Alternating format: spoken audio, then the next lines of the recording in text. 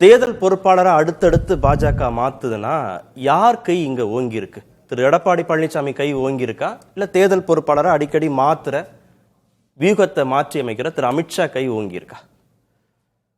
பாஜகவும் அதிமுகவும் ரெண்டு பேரும் தோத்து போன பலகீனத்துல தான் ஒன்னா சேர்ந்தாங்க.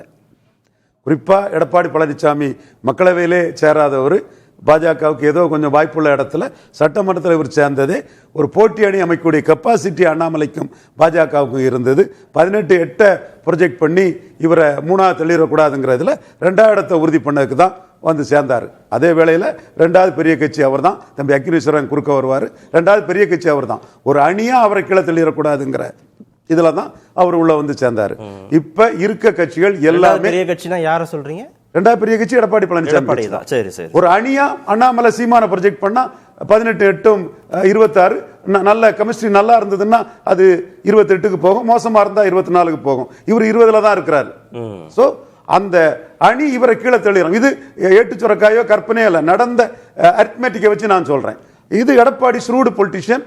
அண்ணாமலை சீமான புகழ்ந்து பேசவும் அவரு இப்படி ஒரு இதுல நாம சான்ஸ் எடுக்காண்டாம், so many ifs and buts இருந்தாலும் நாம சான்ஸ் எடுத்து ஏமாறாண்டான்னு உள்ள வந்துட்டாரு. வந்ததுல பாஜக 20 விழுக்காடு உள்ள வந்ததுல அவங்க ஹாப்பி. அவருக்கு வந்து 2வது இடம் நமக்கு தாங்கிறதுல அவரு ஹாப்பியா இருக்கிறாரு. இதை தவிர இங்க இதுக்குள்ள பேசணும்னா யார் யாருக்கு என்ன லாபங்கிறது தான். 2வது இடத்துக்கா சார் இவ்வளவு மெனக்கெடல்? ஆமா, பாராளுமன்ற தேர்தலிலே காங்கிரசும் பாஜகவும் நாட்டுக்கு ஆகாதுன்னு சொன்னவர் பாஜக கூட ஏன் காம்ப்ரமைஸ் பண்ணாரு? இது வெளிப்படையா தெரிஞ்ச விஷயம் தானே. டேட்டா அதைத்தானே சொல்லுது. இது கற்பனையே இல்லையே. இது எலெக்ஷன் கமிஷன் ரெக்கார்ட்ல உள்ள நம்பர்ஸ் வச்சு தானே நான் பேசுறேன். ஓபிஎஸ்ஸையும் டிடிவியையும் கொண்டு வராமல இருந்தாலும் 2வது இடத்தை தக்க வச்சிட மாட்டாங்களா? உங்க வாதப்படியே பேசுவான். ஓபிஎஸ் கொண்டு வரதுக்கு 2வது இடத்துக்கா இவ்வளவு மெனக்கெடல்? 2வது இடத்தை தக்க வச்சுட்டாரு. பாஜக அவர்கிட்ட 12 விழுக்காடு வாசனோட சேர்ந்து 12 விழுக்காடு கொண்ட பாஜக அவரை ஏத்துக்கிட்டதுல அவருக்கு 2வது இடம் தக்க வைக்கப்பட்டது. 20 12 32ல இருக்கிறார் அவரு. அது 34 ஆகலாம், 30 ஆகலாம். அது கெமிஸ்ட்ரி 2வது என்றாலும் ஆல்மோஸ்ட் அவர் அதுல வந்தாச்சு. என்னமா அவர் என்ன பார்ப்பாருன்னா பாஜகவை மார்ஜினலைஸ் பண்ணக்கூடிய வேலையை பார்ப்பாரு.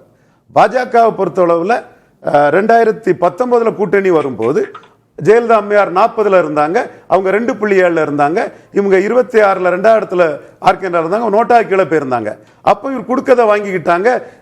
தூத்துக்குடினாலும் சரி, தென் சென்னை அவர் லாயலிஸ்ட் ஜெயக்குமார் பையன் ஜெயவர்தனுக்கு தானாலும் சரி, எல்லாமே ஏத்துக்கிட்டாங்க.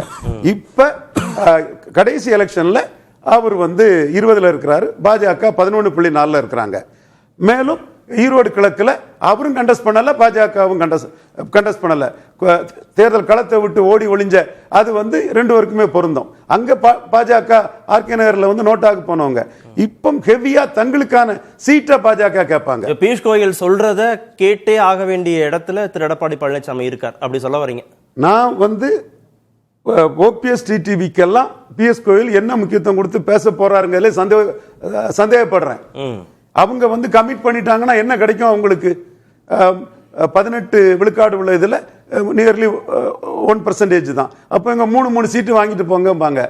இதுல 3 சீட்டு தோக்கக்கூடிய இடத்துல வாங்கிட்டு போறதுல ஓபிஎஸ்க்கு டிடிவிக்கு என்ன லாபம் இருக்க போகுது?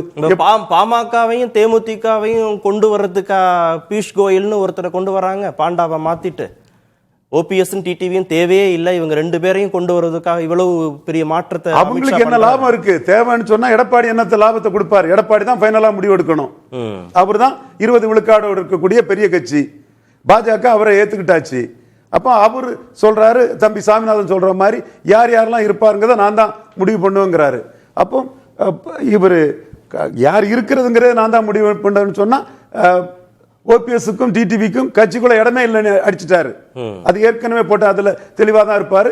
தன்னை விட மேலான இடத்துல இருந்த சசிகலாவே டிடிவியோ ஓபிஎஸ்ஸே கட்சிக்குள்ள சேர்க்க மாட்டாரு.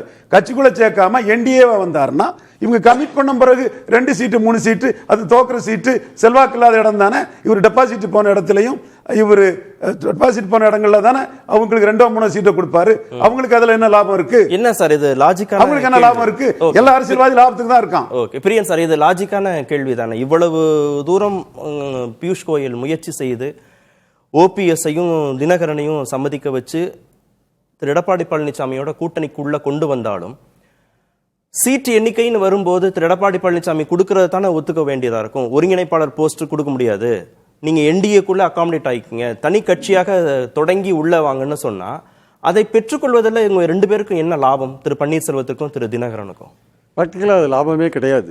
அரசியல் ரீதியாக பார்த்தா லாபமே கிடையாது. ஏன்னா அப்படி கொடுத்து அவங்க ஏற்றுண்டு செயல்பட்டால் கூட அங்கே ரொம்ப முரண்பட்ட ஒரு விஷயங்கள் தான் நடக்கும். ஆக்சுவலாக ஒரு எளியும் புரியுமான ஒரு விஷயமா தான் அங்கே இருக்கும். ஏன்னா இவங்க இடத்துல அவங்க வேலை செய்ய மாட்டாங்க, அவங்க இடத்துல அவங்க வேலை செய்ய மாட்டாங்க. 2 பேரும் ஒருத்தருக்கு ஒருத்தர் ஒரு முட்டல் மோதலில் தான் போகும். இவர் வின் பண்ணக்கூடாது, அவங்க காலை பிடிச்சி எடுப்பாங்க. அவர் வின் பண்ணக்கூடாது, இவங்க காலை பிடிச்சி எடுப்பாங்க. ஸோ இது ஒருத்தருக்கு ஒரு முரண்பட்ட ஒரு கூட்டணியாக போயிடும். அதனால் அதை ஒத்துக்கிறதுல எந்த விதமான, அதாவது அதிமுகவோட எங்களுக்கு எந்த டச்சும் கிடையாது.